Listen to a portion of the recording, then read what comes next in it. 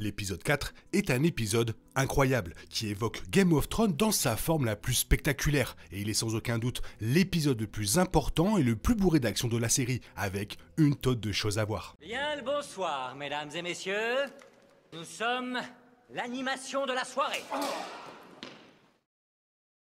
Le préquel se mettait en place depuis un moment, menaçant de prendre feu, mais n'allumant pas vraiment l'étincelle de la guerre. On a l'impression que nous entendons depuis longtemps des affirmations telles que « la vraie guerre commence maintenant », sans vraiment comprendre, malgré quelques moments importants comme Aemon Targaryen tuant Lucerys Velaryon à la fin de la saison 1. Cela change avec l'épisode 4, où la vraie guerre commence vraiment, et elle est directement épique.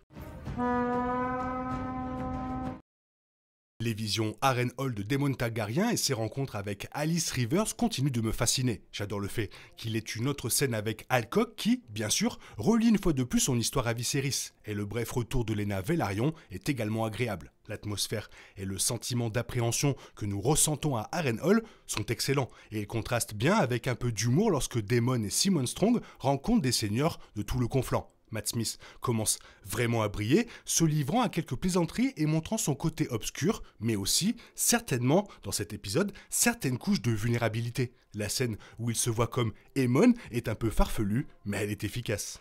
Ailleurs, Tom Glynn Carney continue de montrer qu'il est l'un des meilleurs éléments du casting, et la scène avec lui et Alicent est presque aussi brutale que le combat de dragon auquel elle envoie. Lui et Aegon s'affrontant lors de la réunion du Petit Conseil constituent également un excellent prélude qui jette les bases de leur grande confrontation ultérieure. Sur Père Dragon, il n'y a pas autant de Rhaenyra, mais les scènes obtenues sont très bonnes. J'ai particulièrement aimé la scène du Petit Conseil avec le retour de Rhaenyra, car j'ai senti un peu de Rhaenyra d'Alcock transparaître dans la performance de Darcy. Un esprit combatif, une sorte d'arrogance charmante, comme on n'en avait pas vu depuis longtemps. Après une longue attente pour qu'il le découvre, j'aurais aimé avoir la réaction de Jacaerys au rêve d'Aegon, car il sera très intéressant de voir si et comment cela l'impactera pour l'avenir, d'autant plus qu'il devient beaucoup plus audacieux. Les 10 à 15 dernières minutes de l'épisode sont consacrées au siège de repos des Freux, et plus particulièrement au dragon. Alors que Feu du Soleil et Meleys s'affrontent, puis Meleys et Vhagar, la guerre civile Targaryen porte bien son nom de danse des dragons, bien qu'elle soit plus brutale et balistique. Nous avons déjà eu d'incroyables séquences de dragons, principalement dans Game of Thrones, mais je ne pense pas que nous avons déjà eu quelque chose de pareil. Voir ces bêtes se battre à la lumière du jour, et souvent de manière incroyablement rapprochée, est un spectacle incroyable à voir. Il y a quelques plans dans cette scène qui m'ont carrément filé la chair de poule, comme Meleys déchirant Feu du Soleil, Vhagar piétinant ses soldats, puis la mâchoire de Vhagar se serrant autour du cou de Meleys. Cela a l'air incroyable et tout le mérite revient au réalisateur Alan Taylor et à l'équipe des effets spéciaux de la série pour la façon dont ils ont réussi cette scène. La scène à elle seule est très impressionnante, mais le plus important est qu'il y ait une réelle substance qui accompagne le style. Il ne s'agit pas seulement de combats de dragons, il y a aussi les gens autour. Il y a des petits moments de personnages forts qui renforcent l'action et la peur. C'est le cas d'Aegon volant ivre au combat pour faire ses preuves, de la décision d'Aemon d'essayer de tuer Aegon et de Rhaenys acceptant son sort et se sacrifiant. Même Criston Cole, l'homme le plus répugnant de la télévision en ce moment, en ressort un personnage beaucoup plus fort. Game of Thrones a eu sa part d'épisodes de bataille et ils ont contribué à bâtir sa réputation comme l'une des plus grandes et des meilleures séries au monde. Le siège de repos des Freux n'est pas à la hauteur des scènes comme la bataille de Lanera ou le massacre de Durlieu, en fait elle est au-dessus de tout ce qu'on a vu à Westeros. Et tout comme on se rappelle de la bataille des bâtards, ici ils ont allié une échelle épique à une base de personnages solides et c'est pourquoi on s'en souviendra longtemps, voire très longtemps. Il s'agit du meilleur épisode de la saison 2 jusqu'à présent et se situe aux côtés de celui de la saison 1, le Seigneur des Marais, celui bien sûr où meurt Viserys. Je m'attends à ce qu'il y ait bien sûr à nouveau 1 ou 2 semaines beaucoup plus calmes après cet épisode, parce que là à mon avis, ils ont tué le budget. Le roi Aegon II ne faisait pas partie du plan de Criston Cole et Aemon visant à tendre une embuscade au noir, mais il arrive à la bataille de sa propre initiative. Aegon chevauche Feu du Soleil, considéré comme le plus beau dragon pour ses écailles dorées. Malheureusement pour le roi, il est battu très rapidement par Rhaenys et Meleys, et l'arrivée d'Aemon ne fait que sceller l'affaire. puisque le jeune prince trahit son frère aîné avec le feu du dragon, l'envoyant au sol. L'épisode laisse le sort d'Aegon un mystère, mais il serait surprenant qu'il soit réellement mort. Dans Fire and Blood, il est grièvement blessé lors du siège de repos d'Effreux, mais pas tué. Ce serait un énorme écart par rapport à l'histoire si Aegon devait être tué si tôt, et ce ne serait probablement pas un choix que la série ferait. House of the Dragon a apporté de nombreuses modifications par rapport au livre, mais en termes d'événements clés, il a systématiquement suivi le plan exposé dans le livre de George W. R. Martin.